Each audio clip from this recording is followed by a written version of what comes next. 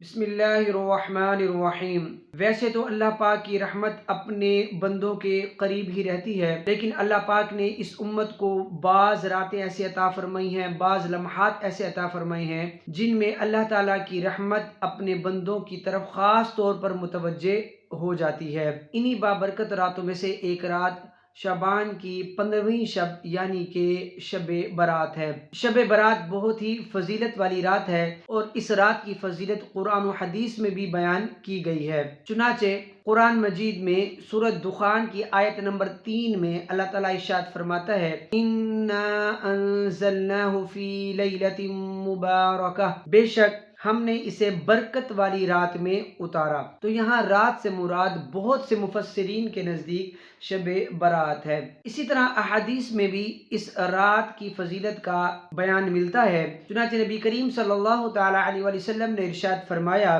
اللہ تعالیٰ اس رات بنی کلب کی بکریوں سے بھی زیادہ لوگوں کی مغفرت فرماتا ہے۔ بنی کلب عرب کا وہ قبیلہ تھا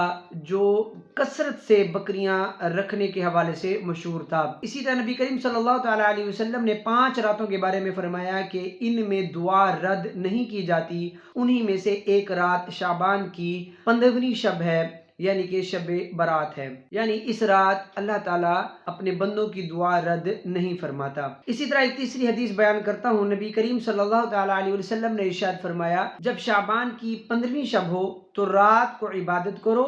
اور دن کا روزہ رکھو کہ اللہ ندا فرماتا ہے کہ ہے کوئی مغفرت کا سوال کرنے والا میں اسے بخش دوں، ہے کوئی رزق کو تلاش کرنے والا کہ میں اسے رزق عطا کروں، کوئی مانگنے والا ہے کہ میں اسے عطا کروں، اور یہ ندا فجر تک فرماتا ہے۔ تو ناظرین کرام، دیکھا آپ نے کہ قرآن و حدیث میں اس رات کی کتنی فضیلت بیان کی گئی ہے، تو ہمیں بھی چاہیے کہ ہم اس رات جو ہے وہ اللہ تعالیٰ کی خوب عبادت کریں۔ لیکن سوال یہ پیدا ہوتا ہے کہ اس رات کیا عبادت کی جائے؟ تو دیکھیے کہ عبادت کوئی بھی ہو اللہ تعالیٰ کی رضا کے لیے کرنی چاہیے، تو جو بھی آپ عبادت کرنا چاہیں آپ کر سکتے ہیں، لیکن خصوصی طور پر آپ یہ کر سکتے ہیں کہ اس رات کا کچھ حصہ تلاوت قرآن میں گزاریے اور قرآن مجید کی جو مشہور صورتیں ہیں اس کی تلاوت فرمائیں، جس طرح سورہ یاسین ہے، اسی طرح سورہ اخلاص کی تلاوت کی جا سکتی ہے، سورہ ملک ہے، سورہ رحمان ہے۔ اسی طرح کلمہ طیبہ کو افضل ذکر کہا گیا ہے، تو اسی طرح کلمہ طیبہ کا ورد کیجئے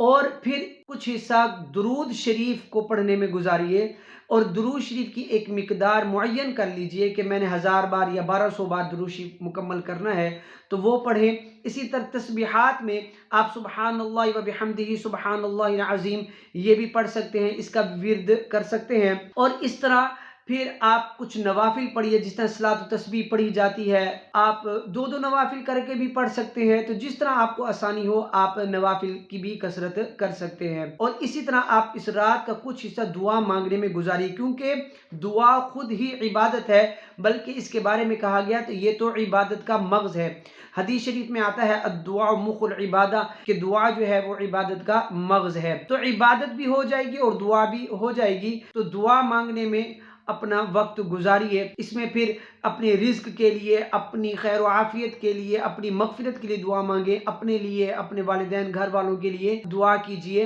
تو اس طرح عبادت کرتے ہوئے اس فضیلت والی رات کو گزاریے۔ یاد رہے جہاں پر اس رات کی فضیلت بیان کی گئی اور اس رات کو